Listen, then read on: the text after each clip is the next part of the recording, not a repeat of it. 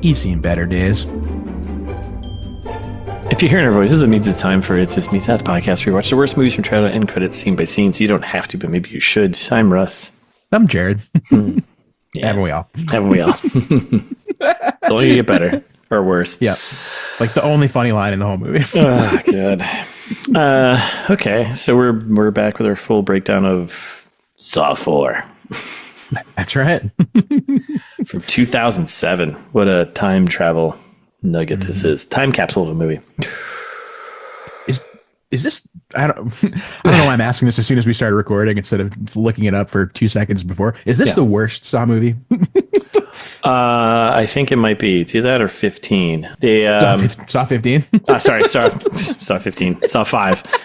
I mean, we're only 4 away, so I'm not. Yeah, we're headed there. I saw Tobin Bell just signed on for officially signed on for 11. So this is the worst one, as by the tomato meter. So it only goes up from here. Oh wait, no, 5 is the worst one. Oh, that's the next one. Oh, that's the next one we got to do. Yeah, there it is. Okay. Great. Right. Okay, so no. Saw the final chapters. Sorry. Wow, neither of us can read. I sorted it by the tomato meter, so we could easily do this. Yep. No, we are illiterate. Yep. Color me shocked. Live. That's live right there, folks, for you. Mm-hmm. Good, so good. we have only more worse to look forward to. Oh man. Yep. It gets more worser. Gets more worser from here, buddy. Say it to break it to you. Why don't you recap us on recap? When do you recap? Whatever. It's live TV. Yeah. Let's go. I'll give you a recap. Recap. Because as we discussed in the trailer trash, this log line is a little weak. Yeah. A weak recap. Mm-hmm. So despite Jigsaw's death, and in order to save the lives of 2 of his colleagues, Lieutenant Rigg is forced to take part in a new game, which promises to test him to the limit. Also, like, do we ever know his rank? Like, in the movie? I just knew he's just a SWAT guy. He was like, that's it. Just like regular officer Rigg. Who cares? These are Saw rules. They do whatever they want. Want. That sums it up, kind of. Yeah, I mean, that's pretty much it, right? I mean, you have your guy who's going to get tested, and then you see what happens, right? Yeah, to the limit. To the limit. Okay. How do we do in our expectations? Prognostication? Not great. No, I can't remember. No, I don't really remember either, but I think I remember it being like a 211 thing. Remember? Oh, yes. I was trying to make it a prequel to 211. Nick Cage does not show up. No, unfortunately. Nick Cage in a Saw movie, that'd be fun. Right? Yeah. Like the vampire one that he did with like all the violence and gore recently. Did we do that? Really good. Oh, was it? Yeah, it's too good. No. I think it's like 80-something% on Rotten Tomatoes. Like really good. Okay. Renfield. Renfield, one. Yeah. The sidekick, right? Butler. That movie was hilarious. Yeah. Okay. So I think he would thrive in something like this, where it's like a little tongue in cheek. Like I know the Saw franchise tries to take itself seriously, but like, come on, really? Come on, you know, there's a pup. Yeah, there's a pup. Yeah, it's like the Sesame Street of horror movies. Oh my goodness. Okay, so we didn't do good there. No goods there. Okay. Nope. Bad job, us. Right, and I don't remember what you said. I don't like. It feels like so long ago. Okay, so quick info. Let's do that stuff, right? Yeah. So this is directed by Saw franchise staple here, Darren Lynn Bousman. He did Saw 3, which we did, so you should go listen to that one. He directed Repo, the Genetic Opera. Am I reading that? Which is his. Yep, that's right. So he worked on that movie at the same time as this one. He almost didn't return to Saw 4 because he was busy with Repo, the Genetic Opera. But he was like, I'm just having so much fun with the sequels. I'll just keep doing it anyway. So like probably kind of checked out because Repo, the Genetic Opera, which also is not a good movie, by the way, but he claims it was like his dream project. He was so excited, like career fulfilled kind of thing. Ooh. Yeah. But hey, the success is different for everyone, right? It's all relative. I mean, he made $1 gazillion on all these movies. So like, who cares? Yeah, it doesn't matter, right? Yeah. And they even brought him back for Spiral. Yeah, so he did Saw 2, 3, 4, and Spiral. Spiral's like the ninth one, the Book of Spiral, right? I think that's the one before 10. All the bad ones other than 2. Yeah, 2, 3, 4, I think were like, that's when it started going downhill. And it was like a very clear line of, quality. And I think Spiral was also in like the 30% or whatever. So that's correct. Okay. But we know who to truly blame for these movies, right? Yep. Our screenwriters out there. Is it a duo or trio? It's a duo plus Thomas Fenton. Okay. I didn't pull this information. I went back through and I double checked everything just to make sure, you didn't screw up. But so thank you. I appreciate that. All right. So there's Patrick Melton and Marcus Dunstan. Those are like kind of, they seem like a writing duo, you noted. That's right. All of the worst Saw movies. They did 4, 5, 6 in 3D, which one's that? Poorly rated. I think that was 6 or 7. Is that the final chapter? That's the final chapter, I think. Oh, no, I think it was just called Saw 3D. Oh, what? What? But so there's a Saw 3 and then there's a Saw 3D? That's correct. Saw 3D was in 2010 and is at 9% on Rotten Tomatoes. So isn't that the final? I think I think they're retitled. The other name of that movie is Saw Final Chapter. Interesting. Is it? Oh yeah, you're right. Also releases Saw the Final Chapter. Okay, there you go. Yeah, I think they probably renamed it because they're like, wait, we already have a Saw 3. This is gonna be confusing. Duh. How embarrassing. Why would you do that? That's Marcus's idea. That sounds like a Marcus idea right there. Yeah, Marcus, you bastard, you dummy. So they also did Piranha 3D. They did Scary Stories. Not Piranha 3D. Piranha 3DD. The sequel to Piranha 3D. What? Why? What are they doing? Why are they doing this? That's correct.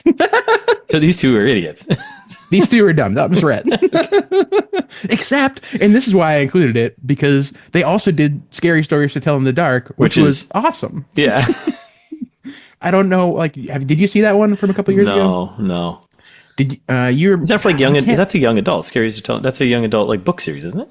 Yeah, I can't remember. I'm too old for that. You're a little too old for that. I think a little bit. I know it, but it wasn't like middle ground for me. Top notch illustrations as far as kids books go, and like being super creepy and scary. And then like the movie was really fun. Yeah.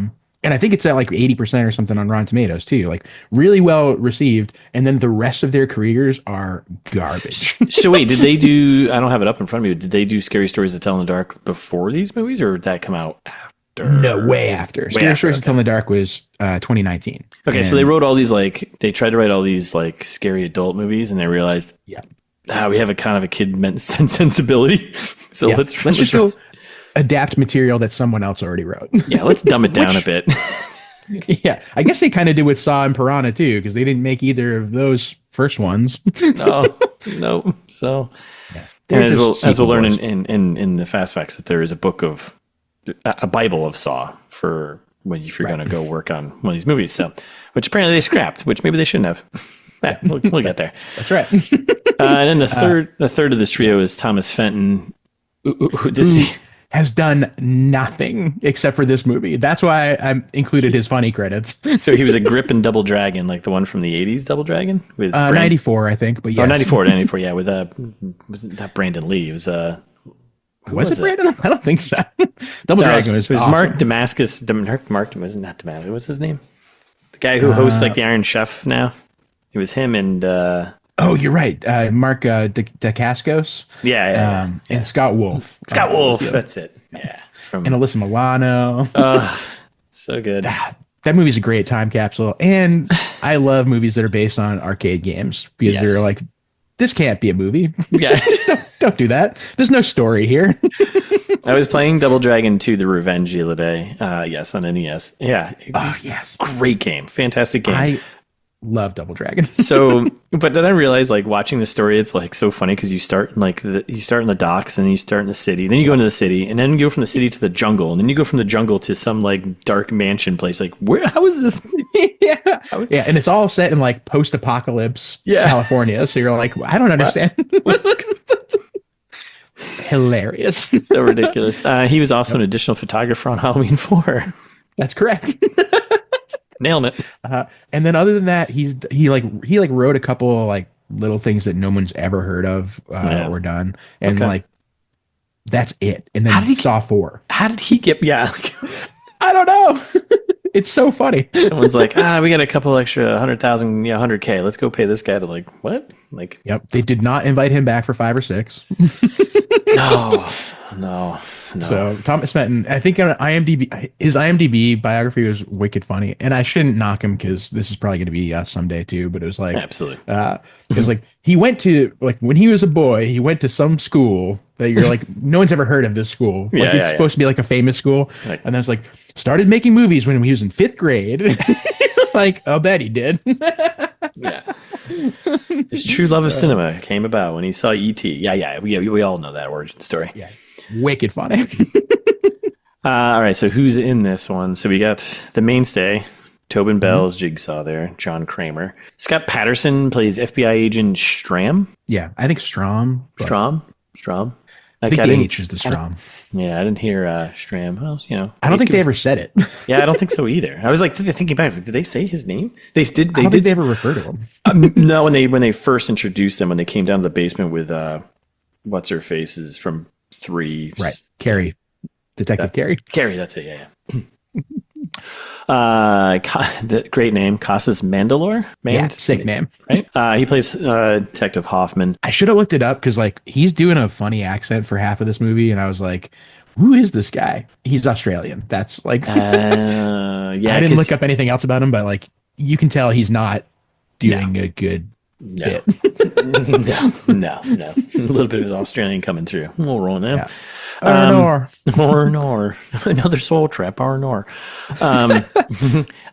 know I got this wrong the last time. Is it Lyriq or is it Lyriq Bent? I think Lyriq. Lyriq Bent? That makes sense. He plays Rig, SWAT team Rig. Athena Karkanis plays FBI agent Perez. Yep, that's right. The other FBI agent who has no purpose of meaning in this movie whatsoever. Nope. And a most ridiculous death. Apparently she was like almost cast as Jigsaw's wife initially for some reason. Really? Yeah, which you're like, she's much younger. Like, I don't know. Yeah, and Jigsaw's wife is already definitely younger than Tobin Bell at Jigsaw. Yeah, considerably. Yeah. And like she's even younger. So I'm like, I think that was probably part of the casting here. Maybe we shouldn't make this awkward. Yeah, that's a good idea. Yeah. Betsy Russell plays Jill. I don't know who the hell is Jill. Which one's the wife. Jill? Oh, Jigsaw's wife. Oh, okay. Because I looked up her photo on there. I was like, is that her? Is that her? I know. She does not look the same as 20 years ago, but who does? Donnie Wahlberg making a comeback. Let's go. He comes back as Detective Eric Matthews. Angus Macfadyen. Oh, I don't know if I want to say this one. It's kind of a spoiler. Oh, big spoiler. Well, we kind of spoiled it in the trailer trash because I was like, is that Jeff? Oh, yeah, you did. All right. So big twist, big spoilers. Angus Macfadyen is back as Jeff from Saw 3. 90% of these actors are all from Saw 3, basically. Because Rig was in Saw 3. Yeah, Hoffman was Hoffman was there. Wahlberg was there. So there's continuations from 2 and everything's connected. Louis Ferreira plays Art Blank. Who is that? The lawyer. Oh, the lawyer. Okay. I don't think I caught anyone's name except for Rig. Kind of a main character. And also, like, Art Blank is a cool name. Yeah, that's kind of a good name. And then Oren Cools plays the man.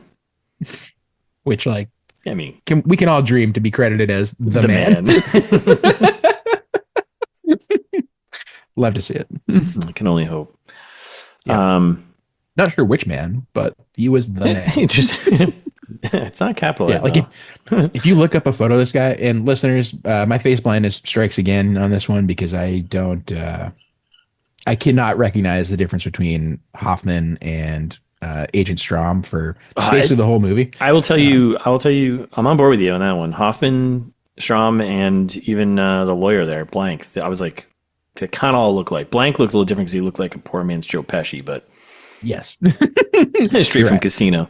Hey, John, what are you doing? Why are you messing with me, John? Come on, we're buddies, John. It's like, I would not have been shocked if he did that voice. And Oren Cools isn't just another super generic looking white dude who's a movie producer. I think that's like they just give him the credit in it. But he probably helped he produced the movie and they kind of gave him a little spot as the man. I think so. Okay. Former owner of the Tampa Bay Lightning. What? Yep. What? Just something to think about. What are we doing wrong? I don't know, dude. Yeah, he's on Wikipedia. This guy's American entrepreneur. I hate that.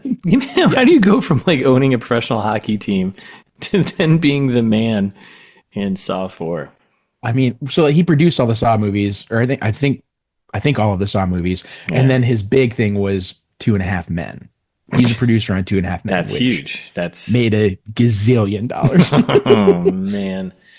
Yeah.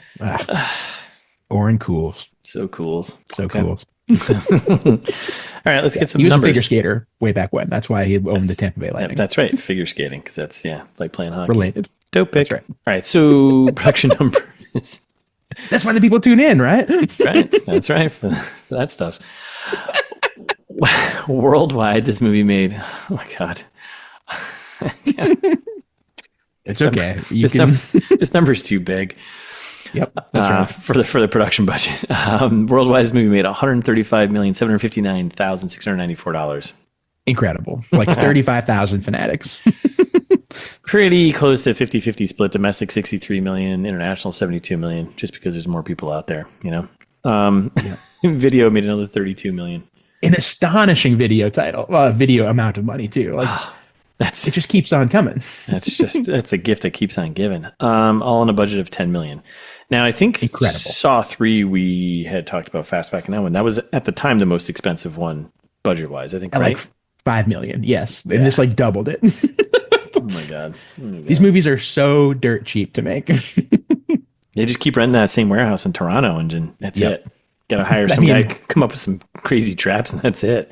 Because I'll tell you one thing, it ain't put towards the acting. No. And if they were smart, like, wouldn't they just film this one at the same time as the last one? They may have. There, but did they? I don't know. Okay. I didn't find that fast fact. Your final numbers, Rotten Tomatoes, 18% critics, 62% audience. We are just on we're in the tip of the top of the mountain of decline in Saw movies. We will do 5 and final chapter at some point. Yeah. So. Audience, listeners, you count as audience. Why don't you rate us 62%? Yeah, right. Pretty good. Yeah, give us, you could do that by giving us 4 stars and anywhere, right? That's right. A very generous audience. Very generous. Those are, they're fans for the love of the game. At a certain point, your baseball team sucks, but you're there for the love of the game. So that's fair. Yeah. Okay. You want some fast facts? Thank me, Daddy. All right. This is the first Saw film in which the protagonist is not locked or trapped at all and is able to stop playing the game at any time. Yep. Really undermines the entire plot. Yeah, it really does. Like, he could have just left. Like, gone back to the police station. And I'm pretty sure that was the lesson you're supposed to learn. Yes, that's exactly right. So if he just listened to John and just did what he was told, yeah, bad people would have died and everyone else would have survived, right? I think so. Spoilers. Like, it would have been totally fine. Just walk away. Yep, just walk away. Just walk away.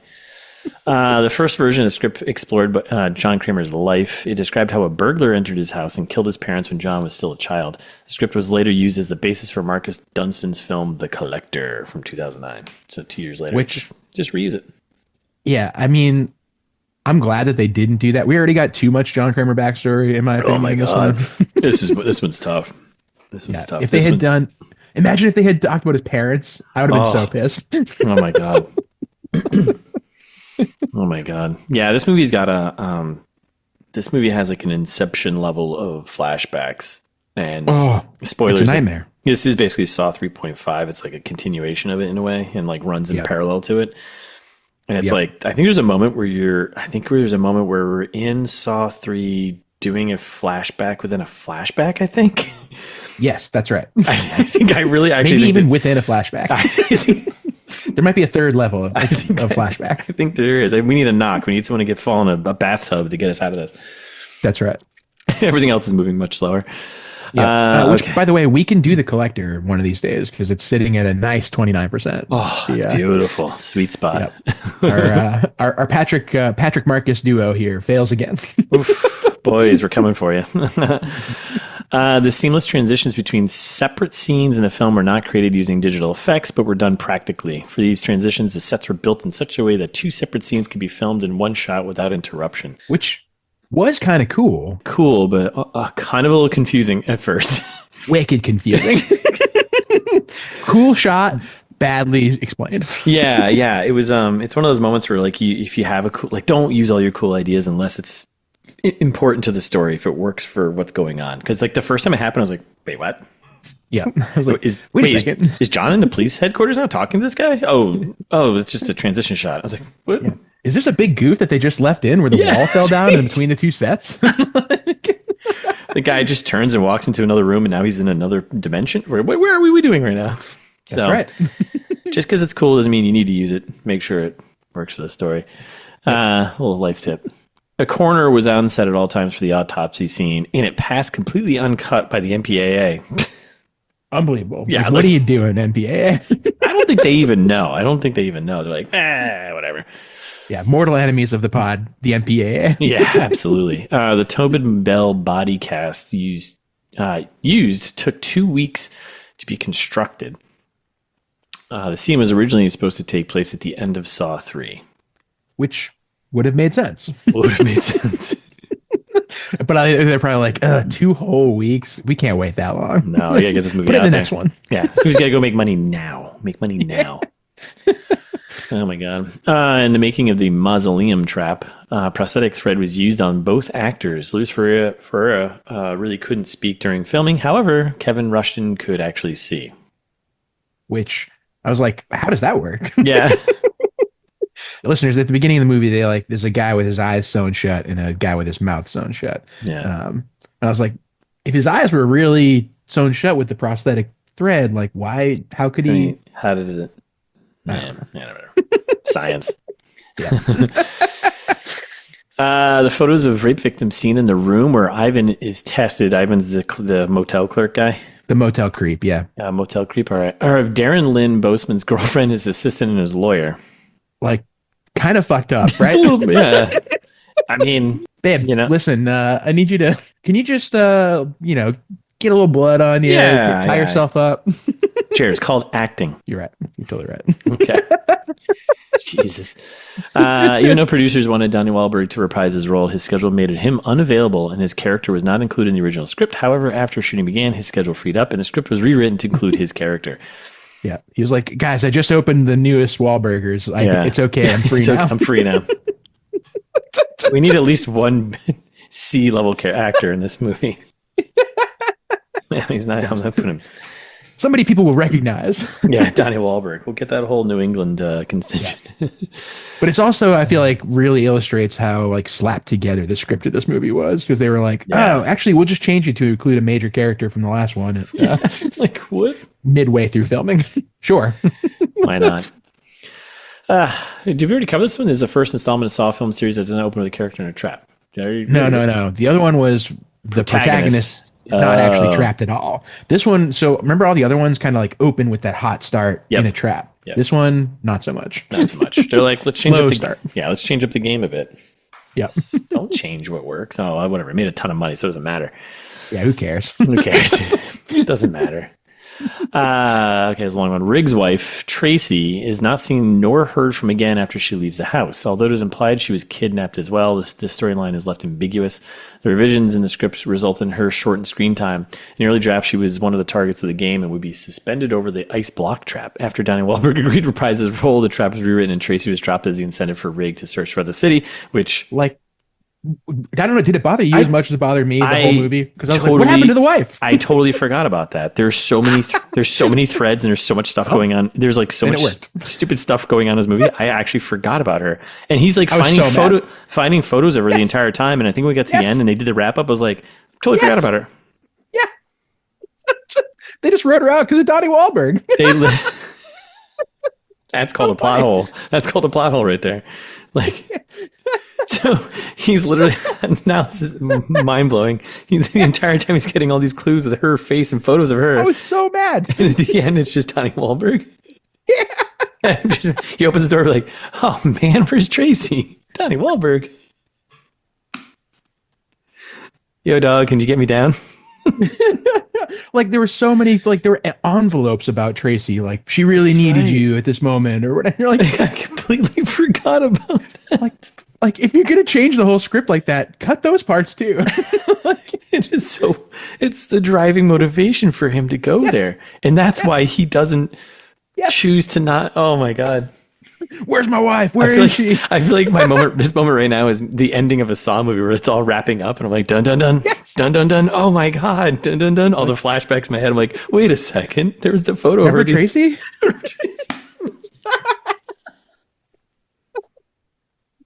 Dun dun dun dun dun dun. Oh, what's going on?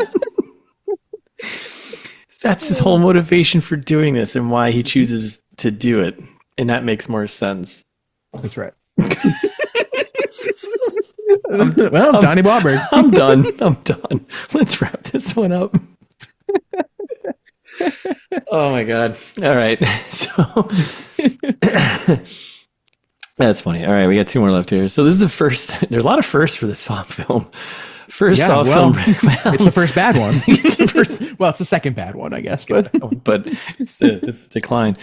This is the first Saw film written by Patrick Mellon and Marcus Dunson, not to be the last, which is surprising, who would also write the next 3 entries in the series. When interviewed about the job, they learned that there was a Saw Bible with rules they should have followed. The internet striking subtle there. With rules they should have followed. However, as they had never received it, they had planned out the entire series of Saw sequels from their own ideas. Fortunately, their pitch was well received by the studio and they got the job. Yeah. So like they just completely ignored the whole Saw Bible for the rest of it too. Oh my god. Lionsgate and Twisted Pictures like, yeah, we don't care. Just can you call it Saw 4? That's all we care about. The last one made like $100 million. If you can do that again, I don't give a shit. It doesn't matter. Have a fart trap. It doesn't matter. As long as Tobin Bell's in it, as long as the puppet's in there and it's called a Saw movie, it doesn't matter what happens. That's right. That's all right. Speaking of fart traps. See that transition? As a running part of a running gag in the series, the filming crew would hide what they called a fart machine on one of the sets and make it go off in a particular serious scene to see how long the actors could keep a straight face. This time, Lyriq Bent was the victim. He actually managed to remain in character for a couple of seconds before bursting into laughter. Now, good old. Good old fart machine. I think my favorite part of this vast fact is where hide what they call a fart machine. Yeah, you're like, those like exist. Like you can go buy a fart machine. Yeah, it's not like something special. Like, what is it? Yeah, like it's not. It doesn't seem like it's actually a fart machine because it's something they call a fart machine. Oh my god, I'm still stuck in the Tracy thing. I can't believe I totally forgot about her. Oh, dude, I was so mad the whole movie. It's like, where's Tracy? Oh my god, the fast editing and the fast cutting and the mess of an ending wrap up is what threw me off. Yeah, it is at least my second or third time seeing this movie also. So like, you can't be begrudged for they totally hit a major point of the movie in the edit. Yes, to make it really confusing, so people are like smoke and mirrors. They're not. Yeah, don't worry about that. Yeah, they won't remember any of the characters anyway. Who cares? No, there's like a million of them. Next Saw trap. Let's go. Oh my god. Okay. Whew. You want to Hollywood pitch me, motherfucker? Sure do. As I was watching this movie, I was like, it's very clearly Carlito's Way meets Kiss the Girls. No doubt. I'm going old school. I love it. And when I say old school, I mean the 90s, but that's where we live most of the time. Carlito's Way, you've obviously seen, right? Yeah. Brian De Palma, everyone knows Carlito's Way. It's his way or the highway. A classic film, and one where a lot of the choices work really well, unlike this movie. So, for example, Carlito's Way also starts at the end. Like, remember the opening credits of Carlito's Way? I had kind of forgotten until I thought about it more, and I was like, wait a second, that movie also does that. Basically, the whole opening credits, you just see him die. And in this movie, they do basically the same thing, where they're like, okay, here's the autopsy that we're going to show you at the end, and it's all going to come together. We have a very similar pitch. Oh, great. Good. Starting at the end is a theme, probably, huh? Yeah, something like that. There's also like Carlito is kind of is portrayed as like a pretty nice guy, like maybe somewhat moral, that is like just done some crimes that put him in jail for 35 Just years. some crimes. We've all done some crimes, right? We've all done some crimes and done decades in prison. Yeah, it doesn't make us bad people. That's right. That's right. Just like in this movie where they're like, oh, John Kramer, like not a bad guy at first. Yeah, just make a guy push his face through knives. Whatever. You're not psychologically unhinged because of that. Right. The difference is in Carlito's way it works. You're like, oh, Al Pacino is kind of like, I could see him being a nice guy. Like he's got that girlfriend and everything goes well. Caught up in the wrong crowd. He caught up with the wrong crowd. A couple of gangster friends, and one thing leads to another. What are you gonna do? In this one, like they make John Kramer see like the whole half the plot is basically his wife Jill being like, he wasn't the man I married after the accident and the cancer, and you're like.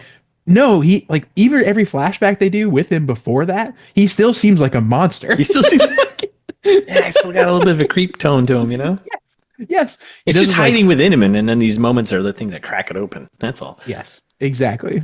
So interesting takes on the same kind of character. Both movies basically entirely about vengeance. Carlito's Way, there's like 4 threads of vengeance. Just like in this movie, there's also like 4 or 5 threads of vengeance. This one makes it even more confusing than it was in Carlito's. In Carlito's Way, it was written well. Yeah. Yep. So like the story actually ties together, and the betrayals are like interesting and neat. This one is like, all right, I guess I saw that coming. A lot of that, but basically the same kind of setup. And then there's also like a big interrogation scene in both movies when like give Agent Strom an Oscar for him screaming at the amount of times he flips stuff off of tables is great. Yes. Every other scene, he's flipping something off a table. Wicked funny. The interrogation scene in Carlito's Way, much better, but kind of similar premise, right? Yep. And then there's like, like the person being interrogated is kind of refusing to betray the person that they're being asked about, et cetera. And that was kind of it.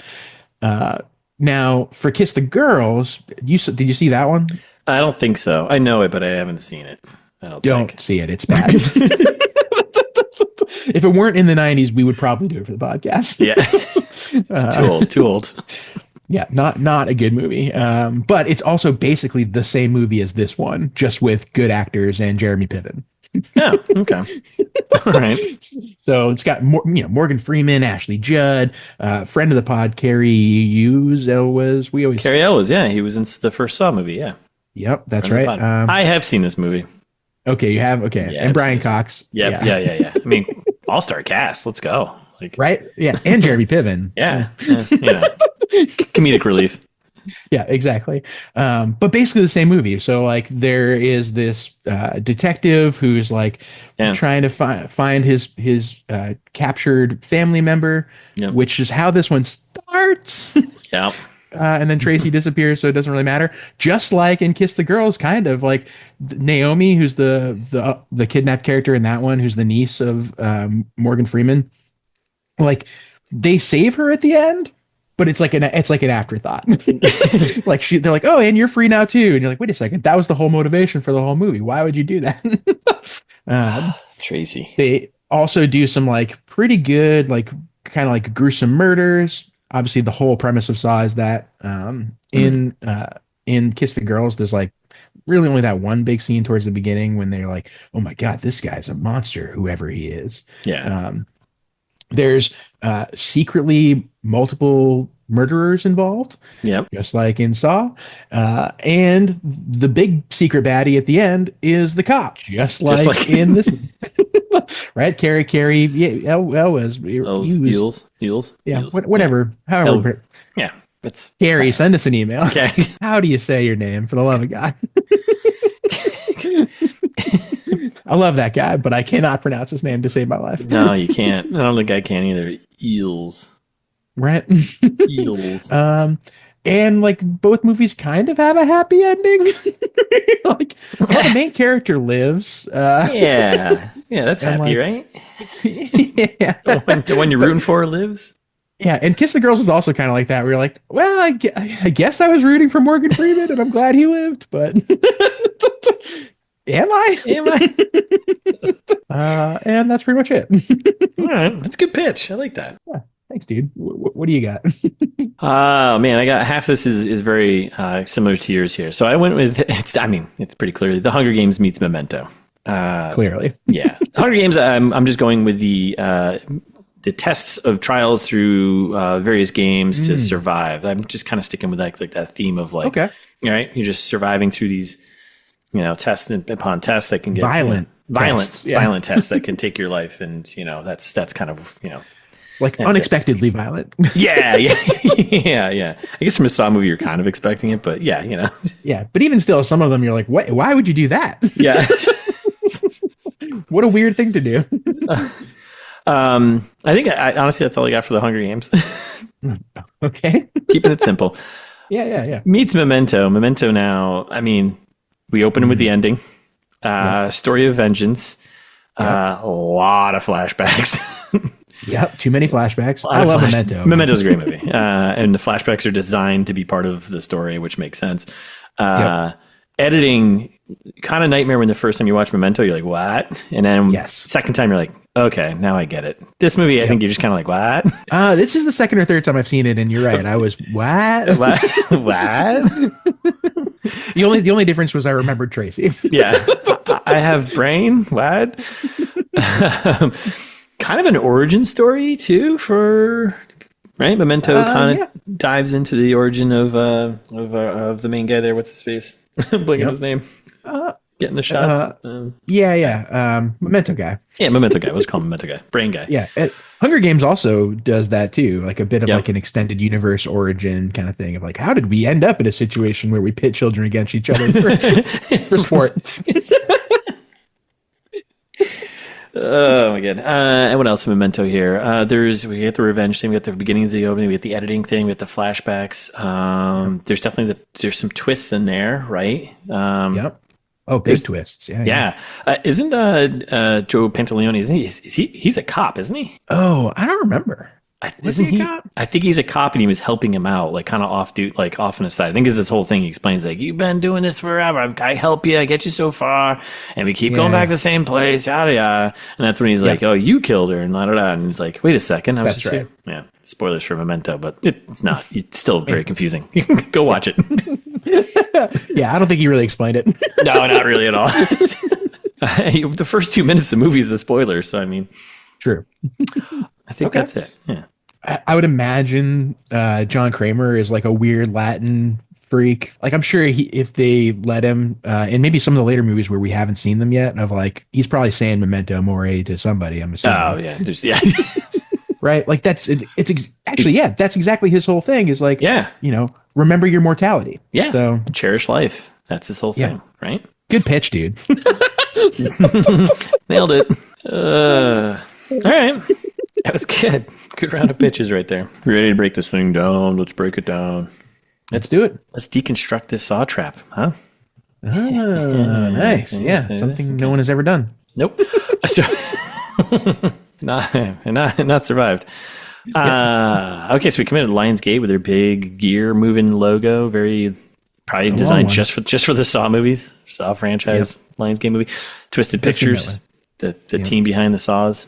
And then we get them again. They do like both of those credits like 2 or 3 more times for some reason at the beginning. Yeah, and then okay, you're like a Lionsgate movie brought to you by Twisted Pictures, and also Lionsgate. then you get in writing just to reinforce it. That's all. Yep. So the credits are going. We see a foot, we see a hairy body close up, and then we're like, oh, we get some tools, some little John Dong. Yeah, little John Dong. I think that's the only dick you see in a Saw movie franchise, I believe, from what I hear. At least through the ones I've seen. So yeah, it could be a fast fact right there, I think. This is a little tiny jigsaw. It's a little Billy. Gotta say it in a British accent because otherwise then it sounds creepy. That's right.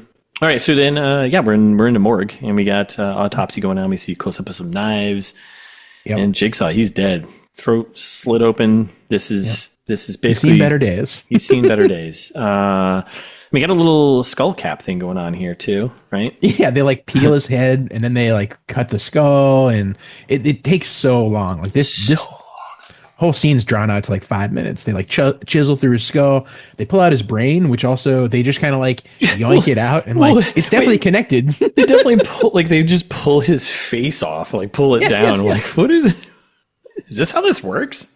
Like, I think that is maybe how that works, actually.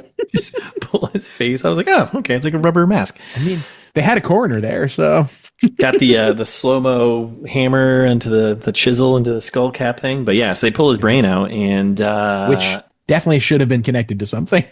Yeah, no, they just like boop. Here we go. It's like a little plug and play thing, like a USB port, just pulling that out. Yep. Then they were getting into it. So then they cut open the chest, they peel all of that back, and then they crack open a chest, they crack that open. They're like, oh, let's check out what he had for lunch. Pull out his stomach. Yep. And cut it open. Turns out there's a tape inside somehow for some reason. Well, they do. There is a flashback moment later on where they show him eating the tape. So stupid. Yeah, no, they're like, get homicide here now. So okay. So this is when then Detective Hoffman, he shows up, and immediately I'm like, well, he's the bad guy, this one, because he was the bad guy. He was the dirty cop in 3 who's like taking evidence from the scene of the crime, and he doesn't come back for the rest of that movie, really. And I was like, it's him. He's spoilers, for sure. Spoilers, he's the bad guy. Dun dun dun, dun dun dun. Let's wrap this up. Oh my god. Yeah. So then when they and right here is we get the first of many flashbacks. We get the flashback of John eating the tape. And then he cut back to Hoffman. He plays the message from Jigsaw, and it's from the trailer, because we saw a lot of this in the trailer where it's basically just like, you thought it was over because I'm dead, but it's my work will continue. The games have just begun. Yeah. So like, in a weird timing thing here, because this is the end. So right. So basically, we don't know it's the end. We don't know it's the beginning. We think it's the beginning, but he literally says this isn't the end. This is the beginning. So, and this is where I thought at the beginning of the tape he said Detective Russo. And that's where I was like, is this guy's name Russo? Got the wrong guy here. Nope, it's Hoffman. So then we're in first Saw Trap, which we need to do. Don't forget, we need to rate traps here. Oh, true. Yeah. Also, we've talked about this in the last Saw movie, but like the filtering that they do on all the shots is egregious. Yeah, like this one's like, you're right. It's like a sepia. Yeah. Like the opening scene is like super blue. Yeah. And then immediately it cuts to sepia, and you're like, oh, now I know it's a different scene. But like, don't do that. I guess like they're trying to like give you a visual clue. This is a different time. Maybe. So it's like that's supposed to be like a kind of, But like just shoot it like a movie. Like don't. Yeah. Like filtering can be powerful if you use it sparingly, but and like correctly. Not the way they do it here. No. So we're in our first trap. Is this the mausoleum trap? Yes, this is the mausoleum trap. Which I didn't really understand why it's called the mausoleum trap. I didn't either. They're like not in a mausoleum, are they? I don't know where they are. I thought they were like in a bank vault or something. That's what I thought. Yeah, it's like marble floor and then like drawers that look like they were locked or something. So mausoleum's kind of a vault, so yeah, I guess that makes sense. Yeah, and they got marble, so okay. Yeah. All right. So is my kitchen. Is that a mausoleum? All right, so that's right. There's no marble in your kitchen. Yeah, the countertop, right? Yeah. Marble faux. All right, so we got 2 dudes who wake up. One guy's got his mouth sealed, sewn shut, and the other guy's got his eyes sewn shut. Yep. This is all from the trailer too, and there's a contraption in the middle. Again, this is like the tug of war one. I would have just called that the tug of war. So then the guy with his mouth sewn shut, he sees the key is on the back of the guy who can't see, right? For him to get out of his trap. And meanwhile, the guy who can't see is like flailing around, being like, "Talk to me, guy! Talk to me!" Like he can hear that there's another person in the room, but he's not talking to him because his mouth is so shut. Yeah, that's how that works. So a lot of slow mo. We're getting set up for that. And then the blind guy, he's like pulling his chain. He's pulling it too much and pulls a pin that starts the trap because there's two rules in Saw movies: don't open any doors. Yep. Don't pull anything for too long. Yeah. Right. That's just don't like yank things. I don't know. Yeah, like, if you like don't be so crude. Like just especially if you can't see. If you can't see, don't start just. Didn't we say this in tarot? If you're temporary blinded, don't do anything. Just like sit still. Yeah, sit still. Just sit still. Yep. So that kicks off the trap. It starts moving, and then they just get into a fight and they start fighting. And which this movie I feel like is full like chock full of lazy screw ups, and like in this scene is one of them. I don't know if you caught it, but they change the weapon that mouth guy picks up. I missed that.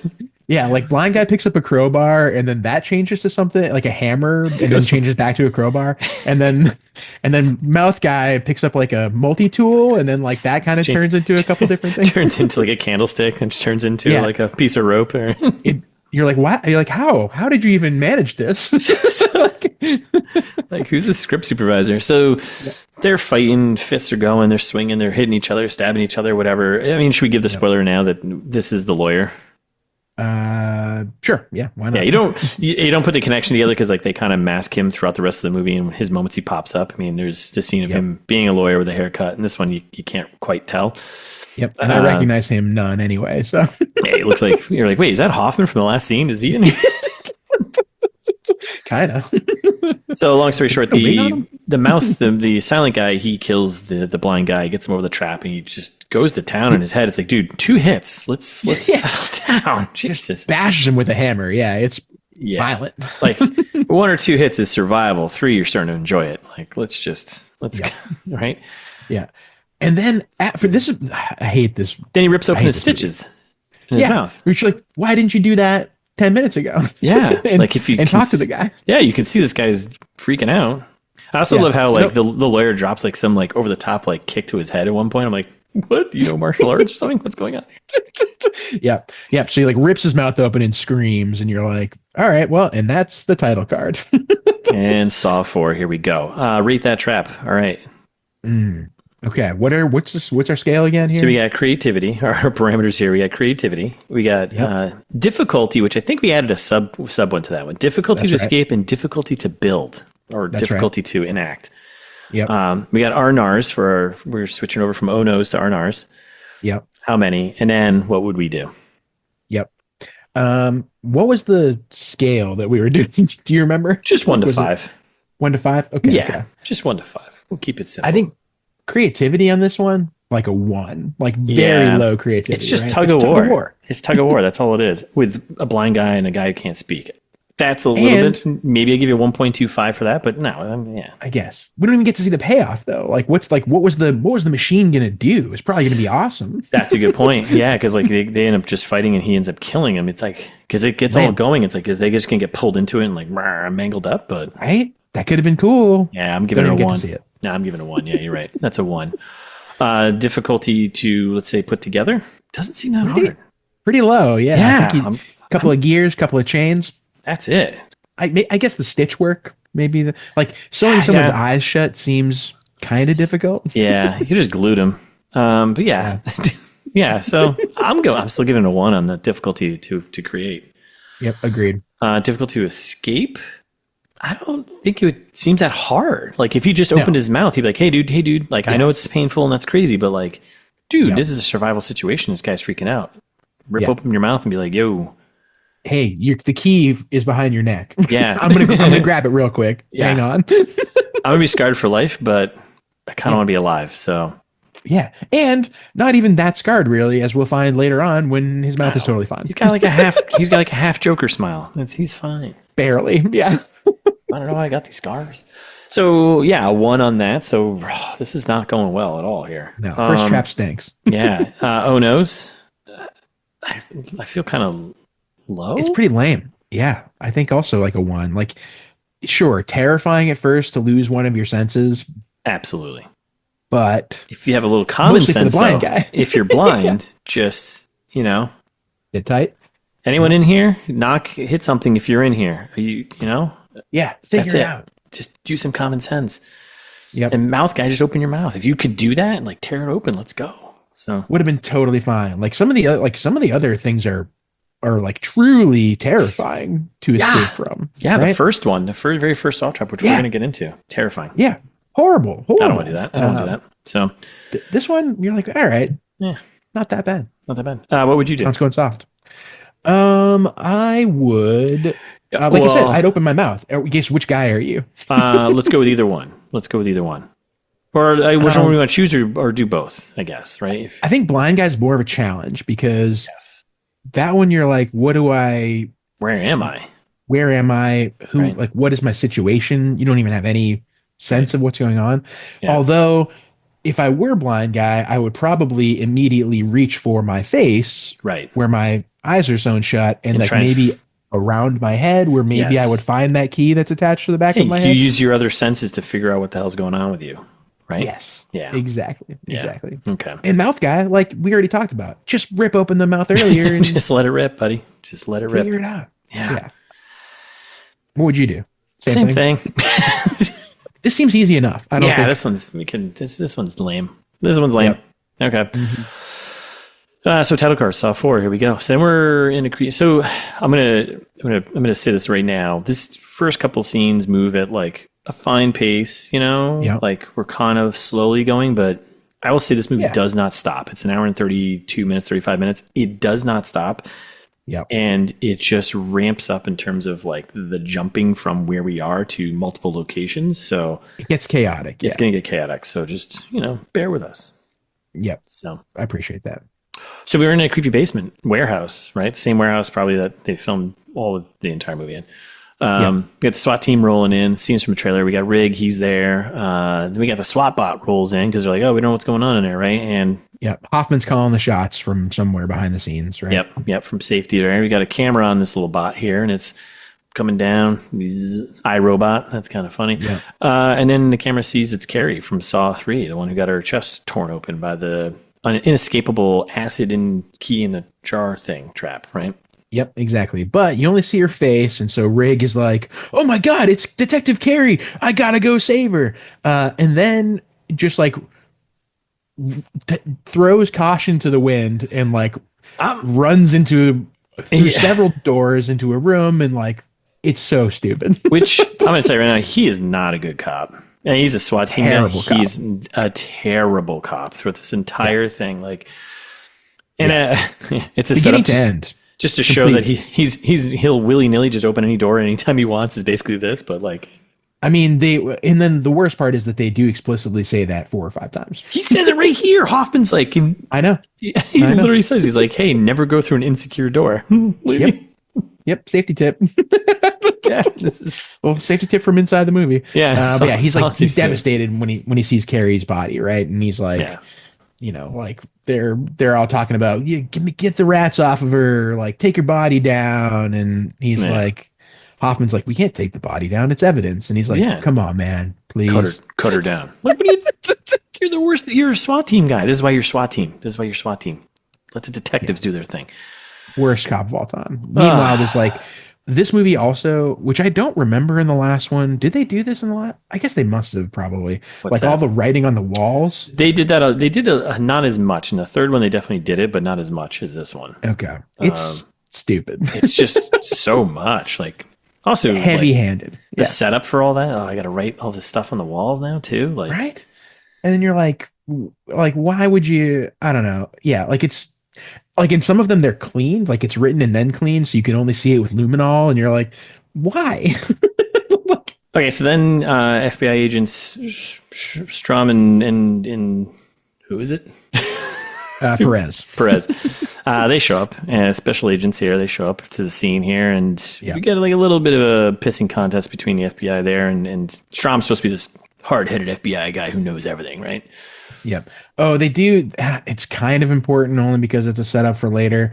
At like when uh Hoffman and Rigg are like trying to talk about like, well, how did this happen? Like, what's going on here? And Hoffman's like, well, we chose this. Right. And you're like, oh, I bet they're not going to do that again later whenever he's the obvious bad guy. Like, of course. Yeah. And then there's a back and forth. The FBI guy comes in. He's like, there's no way Amanda could have done this. This woman's 130. Oh, she's 100. She couldn't lift him up there. And Hoffman's like, what if she had a pulley system? He's like, nah, there's no way a pulley system. It's like, don't be stupid. There's no pulleys here. Pulleys? What are you kidding me? Simple machines, lamps.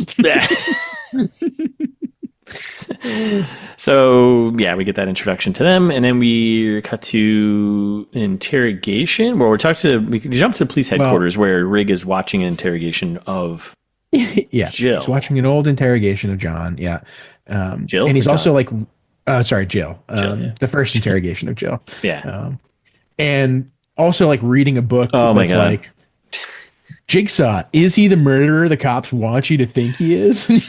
Like, it's like he's like man of the year in the Time magazine, like engineer life magazine, like so stupid. So John Kramer has a little bit of popularity for what he's been doing here. So he's just watching an interrogation of Jigsaw's wife, and then Dirty Cop Hoffman, he shows up and he's like, hey man, you gotta let it go. Let it go. Go home, take a breather. You're getting too much into this, blah, blah, blah. Yep. And then Rigg leaves and the FBI people are like, what's his deal? Yeah. Well, and this is immediately where they're like sowing the seeds of like, I don't know, but everyone around him keeps dying. So like maybe he's the murderer. You're like, what kind of detectives are you? Some movies have like the dumbest cops. All of his partners die. Well, yeah, that's, that's the premise of the movie. So we're back at, so Rigg gets back to his apartment here and his wife Tracy is leaving. She's like, and then she says the theme of the movie, hey, you can't save everyone, honey. Yeah. And she leaves. Yep. Never to be seen again. Literally never to be seen again. Like you think it's the driving motivation for them. I can't believe this. Oh my because God. It is for the first half. Yep. So she leaves and that's it. But she made dinner for him. So that's nice. Yeah. She's going to help her mom out for a few days, which we all know is code for of leaving him. Yeah. That's definitely not great. Not a good sign for Rigg. No. Get back on a dating app. All right. So then we're back at the police station. Yeah, with the FBI guys, right? Yeah, FBI guys are doing some digging, and they're like, "Why is a SWAT guy watching an interrogation video?" He's also a lieutenant, so I mean, yeah, because he's a cop. Like, what do you mean? Like, but they're also like they're talking about John's company initially, and like making buildings and stuff like that. And then I love how they're like, "Should we tell Hoffman what Carrie said in her message before she died immediately?" And they're like, "Nah." Because if you remember from Saw 3, listeners, Carrie, right before she gets her chest bursted open, makes a call to the police and is like, there are 2 other officers that are in danger. And that's right. That'll come back later in another movie. Yeah, everything is very, everything that's shown in these like first 10 minutes is very, it's not subtle. And it's very like so heavy-handed. And it's like, oh, they're looking at the building, the photo of John behind like the building that he bought. Like, I wonder if that's going to come back later. It's like, it's what they're fun detective things for the audience. Just like, oh, I know, I can put this together. Yeah, exactly. Like assume that we're stupid and then confirm that we're stupid. It's like watching Jeopardy Juniors where you know all the answers. Yes. Yeah. The Hoover Dam. Yeah. Unless they get into like algebra shit, I'm like, man. Damn it. No one can do math. Why? Yeah. And then like Hoffman shows up and he's like, hey, what's up, guys? And they're like, nothing. We weren't just talking about hiding stuff from you. Nothing. So we cut back to Rigg's apartment, right? And he can't sleep. He's like in his undies, and he's like, "Oh man, I can't sleep. I'm thinking about life." And Tracy left me. Sexy man. Yeah, and that lasagna she cooked wasn't all that good. And then the light kicks on, and someone's in the apartment. We see someone go running through the apartment in the background. He's like, "What the what?" He's a cop. So he knows how to investigate things, right? So he gets up. Does he? No, that was a That was sarcastic comment. Oh, okay, good. Yeah. I was going to say, I was like, whoa. No, he doesn't. He goes walking around, poking around his apartment, which is getting construction work done on it.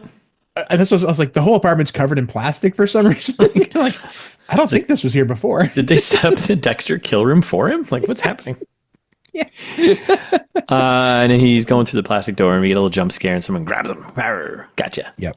And of course, it's perfectly well placed plastic, because then we can't see who's attacking him, so that covers the identity, so we can make that as jump later. Yep, exactly. Then we get Hoffman in his office answering the phone, and there's like a pig mask in the background. And you're like, this was a quick flash one where I kind of caught it missing between taking notes and like, wait, what just happened? Like, are we confirming he's the bad guy already? What's going on? Or just leaning into like, oh, he got kidnapped. Okay. Oh, maybe, yeah. Yeah.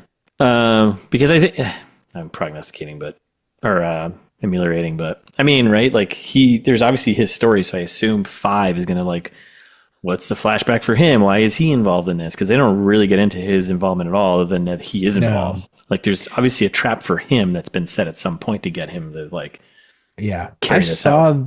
I saw the 5th one we talked about in Trailer Trash, and I don't think I saw any after that, but I'm pretty sure Hoffman is like a character in the rest of the Saw movies. Like he's really? Okay. Yeah, they like turn him into like a real like, I'm sure they do the backstory probably 8 times, and it's wicked with a million flashbacks are all in parallel with something else that was happening in Saw 1. Like, oh my God, the whole time he was in that bathroom too. Oh my God. What? Oh my God. Okay, so then we're back to Riggs' apartment here, and he wakes up in a bathtub. Not where you want to be. No. Anytime you wake up in a bathtub, you're like, and you know where we're getting there? Yeah. That's check your vital organs. And like a dummy, he goes to the door, and like a dummy, another unsecured door, opening it. Duh. So he opens the door, and we get a nice little. It's all about pulleys, man. Pulleys, and kicks on this old TV he's got in his apartment, 2007. From the trailer. Yeah, why do we have TVs like that in 2007? Great question. Trailer stuff. Billy pops up, and he's like, "Hey, welcome to your rebirth." Yep. Rig gets dressed. Billy's like, "Hey, for your obsession, it's time for your rebirth and opportunity to face your obsession." Right? Exactly. Exposition about Eric disappearing. Donnie Wahlberg, they're like, right. Don't forget, remember that character? Did they do a flashback? No, I don't think they did yet. I think I started. I think I started flagging when I started doing like these quick cuts to like remind you, like. Yeah, I don't think they did in this one. No. So he gets dressed. 2 cops are in another Saw trap, still alive. So yeah, we know Matthews from Saw 2, bit of 3. He's still alive, and some other cop we don't know, unnamed, right? No, it's Hoffman. Did he say it's Hoffman, or is it? I mean, we know it's Hoffman, but like when we see it, but okay. Yeah. We know everyone knows it's Hoffman. And Hoffman's fate is tied to Eric, and you've got 90 minutes. That's the whole setup here, right? Yeah. You're like, how convenient. Cool. About a movie's worth of time. Yeah, let me go open another door. And that kicks off the timer. Yep, exactly. Which there's only 68 minutes left in the movie, so thankfully they can't do a minute for minute. Yeah. So then we're in his apartment, his living room, back in his living room, and this is shot from the trailer. We see someone in a chair, tied to a chair, with pig mask and like this cape thing on it over, right? Yep. It's a lady. So this is Saw trap number 2. We'll call it the hairline trap. Okay, sure. That'll all make sense in a minute, just like a Saw movie. Yeah. So there's a lady in a pig mask. He pulls the pig mask off, and there's a lady trapped to the Saw trap. And then we get more video. Billy, yeah. He's like, this is your first test. She's a criminal. Do you want to save her? She's basically a pimp. And there's quick flash cuts to her like getting younger age women into cars and stuff. Yeah, it's not even do you want to save her? It's not your job to save them. Like, which explicitly says the whole movie. He's like, don't save these people. Yes. Like, but just walk away. Yeah.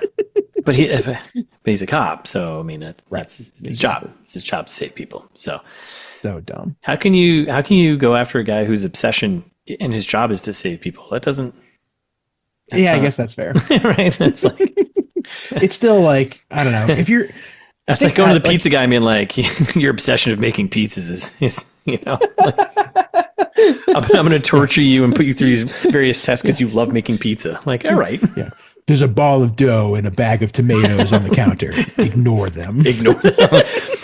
There's a pepperoni stick in the corner with a knife. Ignore it. It's like, you're torturing the guy because he's doing what he loves to do. Like, yeah. It's not your job to make pizzas. Yeah, but it is. Yeah, you're right. You're totally right. So he's not a good cop. So he rips the cape off this woman, right? And which kicks in the trap. Like, dude, have you learned anything from the last 3 things you've done? Yeah. Like, stop triggering stuff. Stop just randomly pulling capes off, opening doors. So then it kicks in the gears, which does the things, and it's a hair pulley thing. So this woman's hair is in this like pulley thing behind her, and it's like yanking her head back. She's got a ponytail, like slowly, just like yoinking her backwards. Right? Kind of brutal. Ow. Yeah. Owie. And then his idea to stop the trap, because he can't figure it out, is to shoot it. So. He tries to figure it out, and then he goes to the kitchen, and he's like, "Oh no, I'll cut her hair." And he like goes to the kitchen to try and find a knife. Surprise, surprise! Jigsaw got rid of all the knives, or whoever is Jigsaw. Yeah. Hoffman. Somebody got rid of all the knives. Yeah. And then his next approach is shoot the gears, which you're like, why wouldn't you just shoot her hair off or something? Like that probably would have worked. Probably, like because it's like all bunched together in one spot. Like you could put a right through it. Yes. Yeah, absolutely. Nope, shooting the gears, which does not work, or like works for a second, and then is like, well, it's like, man, that's just kidding. Yeah, and also this isn't how hair works, because then we start to see like the reason why this is actually torture is that it starts to rip her scalp off a little bit. Yeah, new hairline getting established. Like hair is pretty strong, but definitely not like it would have just broken. Like her hair definitely would have just ripped out. Pulling it. Right? I think so. Unless it's all, well, maybe because it was all bunched together, so it condensed it, maybe, but like, I don't even think it's attached that well to your scalp. Like you're right. It would just ripped out the hair rather than, which is going to hurt. It's going to hurt like a son of a gosh darn gun, right? But probably not kill you. Nah, you'll be all right. I mean, she's fine, right? So then this is going on. This is tense. We get a quick cut back to the police headquarters. And there's fingerprint thing here, which I think it was just like they ran fingerprints to the tech guy, and he's like, everyone's like, are you sure about this? Like I don't think we had any insight of what these fingerprints are for or where it's from. No, I don't think we do either. Okay. And so then we cut back. And he does end up freeing her.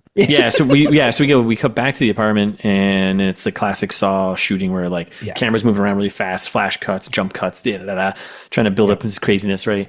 And he figures out there's numbers on like the gears and everywhere, and he figures out the combination because there's a combination, and he pops it. She gets loose, and then there's a knife in a safe that she finds. Yeah, so he goes into the other room for some reason, and she's like crawling around on the floor. I think he's like going to look for a towel or something for her brain. I don't know. And then she opens up a cabinet, and there's a knife in the cabinet.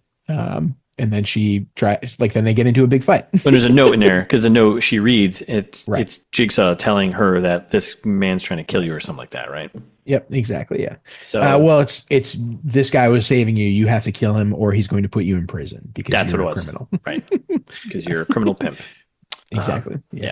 So they get into a fight. Yeah. He's like, I just saved your life. She's like,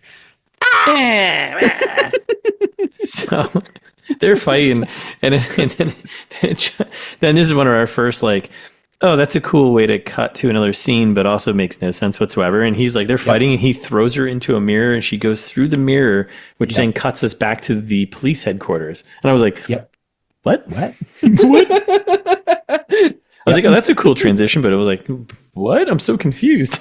Yeah, and especially for a scene that doesn't really matter that much. Like, it doesn't. They cut to the police station, and they're like, guys, there were shots fired at Riggs' apartment. And you're like, cool. And it's like, all right. Well, see you later. I think I was like still writing notes from the previous scene. I was like, what did they just do? What did they find? Yeah. Okay. Shots fired. Big gulps, huh? Okay. So then it cuts back to his apartment, and Yeah, and And he then it finds flashes back. This is when we get our first flashback, right? Kind of. Yes. Well, there's three things I think that happen in kind of in this order. So it goes back to him. He finds the message from Jigsaw, the lady telling, save her life, whatever, blah, blah. Then it cuts to the warehouse from the trailer. And this is where we get the shot. The first time we see the two cops set up in the cop trap. I think one's on top of the ice and the other one's like the dirty cop Hoffman sitting in a chair. And then we get a flashback within the flashback to Amanda. Yes. Yes. And her dragging him around. I think, right? And that's from the trailer. And then basically more crazy flashbacks that Donnie Wahlberg is alive and was kept alive in a prison. They jump cut from him being like trapped. Flashback inside a flashback inside a flashback, right? Yes. Where he's getting fed and he's curled up in the corner. And growing a beard. How do we show the passage of time? Give Donnie Wahlberg like a full beard inexplicitly after 6 weeks or whatever. Got like a Santa Claus beard after like a few weeks of being chained up. So before we get to the next scene, because the next scene is we jump back to Riggs' apartment where the FBI and the cops show up. We got to rate that trap, the hair one. So the hairline trap, the hairline trap. So creativity, it's kind of funny. Like maybe a 2 or 3. I was gonna give it a 3. I'm gonna give it a 3. Okay, but you can give it whatever you like. But I think a 3 makes sense. Yeah, I give it a 3. I think it's kind of fun. You know, it's pretty torturous. I mean, that weird. That's gonna hurt. It's gonna hurt being trapped and having someone pull your hair from behind like that. Yep. It's got a little bit of a silly factor that's kind of fun. A little silliness, right? Oh, you're just gonna kill her by pulling her hair out? Yikes! You dressed her up in a pig mask. I mean, that's okay. Who's in there? Yeah, it's fun. Okay. It's fun, right? Difficulty setup. 1. Yeah, you just gotta. Well, other than breaking into Riggs' apartment, I guess. Yeah, you got to make sure you find a criminal lady who's got long hair. That's one. So that's a lot of research there. Yeah. But because he's a bad cop, so I guess it's probably pretty easy to sneak up on him. The whole. Hey, detective, does this clock smell like chloroform? Nope. I mean, kind of. Yeah, pretty much. So, I mean, you do have to capture 2 people. You got to set him up in a tub. You have to make sure he wakes up at the right time.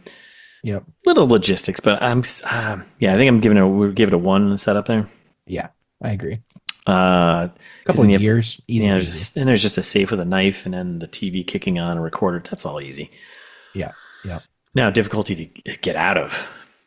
Doesn't seem that hard if everyone just kind of uses their head, right? Right. Exactly. Like, also, there's no way that Jigsaw or Jigsaw-related person could have, like, gotten rid of everything. Sharp thing in the apartment, right? Like you have a mirror you're about to throw her through. Yep. Smash it. Grab a piece. Cut that through. All you have to think of is think of something sharp. I need something sharp. That's it, right? Yep. So, or use the gun. If you really want, if you're married to using the gun. Yeah, I mean, I'm sure it could work, right? You could probably shoot her hair off pretty easily. Yeah. Never thought I'd say that, but I think you could do it in this moment because it's all condensed and wrapped in that little point. And they just shoot that right there. I think it would work. Worst case, I'm no ballistics expert, but worst case, give it a shot. I didn't mean that, but I meant that actually. Is like give it a shot and give it a try. Yeah. But that worked too. So yeah, difficulty to escape. I'm putting it as a 1. I mean, she can't get out of it, but for him to save her, easy peasy. Very easy. Yeah. But there is the added impact of her finding a knife though and attacking you. So that kind of true. So I guess part 2 is a little more difficult. Yeah. Well, at the same time, though, she's like kind of mangled. Yeah. And he can. We saw how ripped he was earlier. Like he could easily overpower her. Which he does, and he throws her through a mirror into the police station. He's that powerful. So. Right. Yeah. Throws her through a dimension into the police station. Which at first I was like, wait, what are we doing in this movie? How does this work? It turns into like a multiverse of madness thing pretty quick. Oh God, that's coming. You know that. And then R&Rs. I'm putting this a little bit. I'm actually putting this up a little bit higher. I'm putting like a 3 at least. I was gonna say maybe a 3. Yeah, 3 or 4, because you're like, ow. And I have to trust that someone else is gonna get me out of this. Yeah. But also, they know that I'm a criminal. R&R. Right. I might even do 4 on that one, right? Because like. Yeah. Yeah. Agreed. Okay. And then what would you do? I guess we gotta play the role of. Yeah. Are we playing Rig? I think let's play Rig, and then I think as a lady too, because I think she could have maybe coached a little bit here. I don't know, like. Oh, totally, yeah. Like my hair is look for something sharp. Look for something sharp. I don't know. Point at things. And do you have a mirror? Start saying things that are sharp. Scissors, knives, mirror, something. Which right? I mean, backseat trap escaping. Yeah, I know. So is Rig. But, I think we already covered what we would do, right? Yeah, either shoot her hair off, find something sharp. There's a million sharp things break around. Break the mirror. Walk away. Or option 4, what you're supposed to do. Walk away. Right. Just leave. I think that's what is going to make this rating scheme a little tough for us in this particular movie. Because again, they're all criminals. He just doesn't have to participate. He doesn't. And he can actually, that's how he could save the day if he doesn't. So. Right. Yeah. Like all the other Saw movies, the people are trapped and like have to actually make an effort. And have some function to get out of it. But this is now, again, relying on someone else, kind of like Saw 3. A little bit, right? Yeah, which also the whole premise is saving yourself. Yes. Typically. Well, like you can't just change the whole premise in this movie. That's what they do. That's why they didn't read the Saw Bible. So got lost in the mail apparently. Stupid. Yeah, you're totally right. All right, so then we are back in Rig's apartment here after that whole trap thing. The FBI's here. They're working on it. Basically, find Brenda's body. Basically, it's just like Rig is getting set up to be the killer, the one who's doing all these things. Which we put out an APB for him. Why would he do this in his own apartment? Dummy move, right? But his wife hasn't been located. Tracy coming back again. FBI bro, though, he's on a roll, though. He's just like, he's solving this case, right? But then something. He's also like, where's Hoffman? And everyone's like, I don't know. Yeah. Good point. Oh, is this the scene? Is this the scene where we get the photographer lady? Who he's like, get out. He's get out. Not yet. Is that earlier on? He's like, get out of the way. The one who gets the arrow in the head later on. Oh, maybe. Yeah. Okay. I was just saying she definitely doesn't die in this part, but yeah. It's like this movie. There's nothing subtle about any of these movies, but it's so funny because like there's a scene where she's like taking photographs. I think we get to it soon, but he's like, I was like, oh, maybe she's an accomplice or something. Like, nope, she just gets an arrow to the head. Nope. It is pretty funny. All right, so then we're at we cut to a hospital, right? And FBI shows up and they find Jill and they basically pull her out for questioning. Yep. Next scene. Yeah, it's very quick. Like all like Jill's coworkers are like, ooh, remember her husband's a murderer. So then we're in the police interrogation room with Jill, Detective Perez, and Detective Strom there. Strom. I love how Strom's immediately like, turn the air off. Oh, he's playing hardball immediately. You're like, why? Good cop, bad cop. It's like bad cop, worse cop. And Perez is not doing a good job. And Jill is just like, yeah, I want to talk to someone what do you want? Why am I here? You know? She's like, we've already done hundreds of hours of this. Like, what do you want? What do you want from me? Bring in. They're like, we're not here to talk about John. We're here to talk about you and maybe his accomplice. Who's you? Right? Jesus Christ. Smoke and mirrors. And then we cut back to Eric, right? Eric and Hoffman. Yeah, the cop ice struggling. Yeah, we'll call it the ice trap, the ice house trap. I was gonna say, I don't think we explained it not really yet, right? But basically, Eric, Donnie Wahlberg has a noose around his neck. You did? I did a little bit earlier on, but yeah, I mean, we can get into a little more detail of it now because you get a really good shot. But yeah, go ahead. Yeah. Noose around his neck, hanging from the ceiling in the same warehouse that we're in the whole time. Yeah, Toronto. And on top of a block of ice with a heater next to it, which you're like, I think it would probably melt a lot faster because of the heater. I don't know. I know a little bit about thermodynamics, but I don't think. Yeah, I'm no expert on thermodynamics. But also, like, he's just struggling. Like, could easily fall off this ice block anyway and die. And like, I don't like with his little leg brace on too. Yeah, like I hate the premise of this trap because you're like, just die. I don't know. And he tries to at some point, like in a few minutes. Yeah, he tries to just like he's like, forget it. I'm done. Yeah. This ain't worth it, man. But then some guy shows up. And we get the timer. The timer's still ticking up top there. Some guy shows up and pulls out a gun and he's like, doing weird stuff, but not saying anything yet. And you're like, oh, who's No. this mystery guy? It must be the accomplice that's not Hoffman because he's tied to the chair. And then we got 52 minutes left. That's right. So then we cut to a really terrible, shitty motel kind of place, right? Yep. Back with Rig.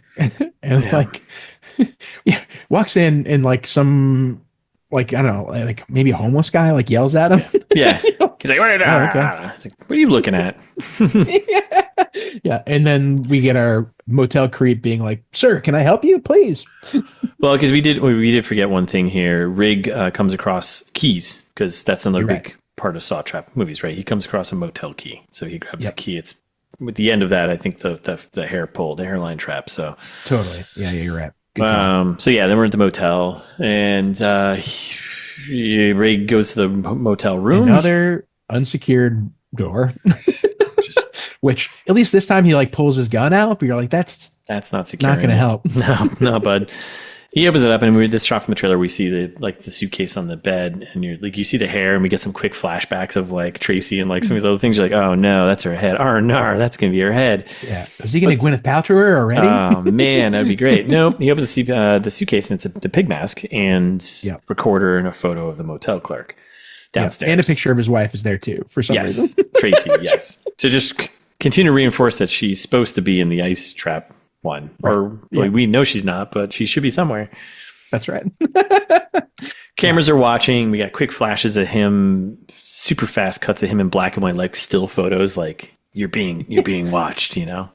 Yeah. Like further to set up that he's like doing all these things. Which is stupid because then, so like obviously Rig's been on camera this whole time, which we get from the stupid flashbacks. But then immediately the Jigsaw tape is like, you have to hide your identity, like put on the pig mask. And you're like, why? You're already on camera. You already have two witnesses downstairs. You have the homeless guy who saw you. Like, yes. Yeah, he knows who you are. So frustrating. Oh my God. So then we're motel stairs, and we got Rig. He's trying to lure the motel clerk upstairs because he knows this guy's a bad dude and he needs to do something to him. He gets the dog to come up the stairs, and the guy goes looking for the dog. He comes upstairs, sees him in the hallway. He's like, what are you doing out here? Dog's poking at the pig mask. Rig pops open the door. He's like, hey, I gotcha. Get in here. Yep. Mm-hmm. And then we the cut hero to has become the villain. Yeah, this is it. Yeah. And then we cut to the police interrogation. Back with Strom. Yeah. Yep. And he's like, anything ringing any bells here? And she's like, what are you talking about? Like, I cut back to the scene like everyone else did, and we have no idea what you're talking about. No idea what you're talking about, dude. Like, he's going on about 4 walls building a home. What does that mean to you? I'm like, what? What are you talking about? Yeah, and he's like, cherish your life. Isn't that the motto of your clinic? And then it cuts back. It's also his motto. And it's a flash. Well, we get a flashback back to John talking to Jill in her clinic, and he's like, you need to cherish life, you know? And it was like his motto. And then it's like, then we flash back to a fight in a hospital, which this guy's important. Yep. Right? This guy. Cecil. Yeah. He gets in a fight, and John's like, you need to, cherish your life. This is not what you want to do, buddy. You know, the guy's like, okay, puts his knife away because healthcare system clinics, they want to fight now. Totally. Yeah. Right? And, but yeah, that's the clinic's motto. So, yeah. And she's like, that part of John has nothing to do with me. And he's like, you're definitely an accomplice. And she's like, I'm not. And then we jump into another flashback. Yeah. Because he says, tell me about his workshop. So we cut to flashback of them first coming across John's workshop here, right? Right. And John's showing her the place, and he's like, "Oh, check out this old clock. It's perfect, perfect engineering. It's been ticking for 100 years, 300 years, and 300. That's not how clocks work." Yeah, like until we did not have the technology for that 300 years ago. Until like the 60s, you had to like wind them. That's like watches worked with, or clocks work with tension, right? And like, you need something needs to power them. A pendulum and some things, It was the late 60s when they introduced quartz into watches, and like that keeps way better time. But like, this is not how any of this works. So frustrating. I got so mad. It hasn't been ticking for 300 years. God damn it. So I hate this scene so much because it's like just beating you over the head with everything. They're like, look at this baby crib that he's been working on for the baby that may eventually arrive. Oh man. So preggers. And then here's the big surprise for Jill. I've got a surprise for you. You want to play a game? He built the crib, and we learned the origin story of Billy the Puppet. Yeah. John made a little mini Billy the Puppet Terrifying. doll. Terrifying wooden doll for the kid. It's so stupid. It makes me so mad. Like, I don't know if that's a safety tip or not. I can't remember, but like, don't make a wooden, terrifying puppet for your unborn child. Yeah, no, I think you're right. It's pretty far down the list. I think it was like 192. Yeah, that sounds about right. Don't make a terrifying wooden puppet for your unborn baby. Yeah, don't Geppetto a puppet for your unborn kid. That looks terrifying. Yeah. No, you're not an artist. That's right. So I think with that, we're gonna end the part one. I'm terrible at doing this ending thing here, but no, you did fine. I think we're gonna flash forward our way out of this situation. There we go. End of part one. Yeah. So yeah, we got a puppet on the playing field now. We got a clock that's been running for 300 years. We've got flashbacks within flashbacks within flashbacks. This right now, this episode is a flashback. Yep, that's right. We're in a flashback. About to flash forward. So it's all true. We got cops. We got so many characters. Tracy is what's going to happen to Tracy? Is she going to survive? Is she going to make it through this? Will we find out at all? No. Tune in to the next episode. So thanks for listening. We'll be back on Thursday with part 2. Answer all those questions and probably not. In the meantime, you follow us on Instagram at It's This Meets That. Subscribe, review us the podcast, and set us to auto download, and share it with a friend if you enjoyed. Or share it with a stranger. I implored you at the beginning of the episode to do this, but I'm imploring you again now to do this. Write us a review somewhere you can do that. Apple, Spotify, 5 stars, maybe a comment. I wouldn't hate it. Russ wouldn't either. Nope. Do that. Nope. Or you want to send us long form feedback, write us an email about something that we did, some kind of mistake we made. We love those. Keep it coming. It's thismeetsthat@gmail.com, or just go to the website because you can find 300 plus episodes, link to our merch, buy a shirt or mouse pad, whatever you want. No information about Russ's book Host, but that is available wherever you can buy books, so you should do that. Mm-hmm. The rest, you can figure it all out. It's thismeetsthat.com.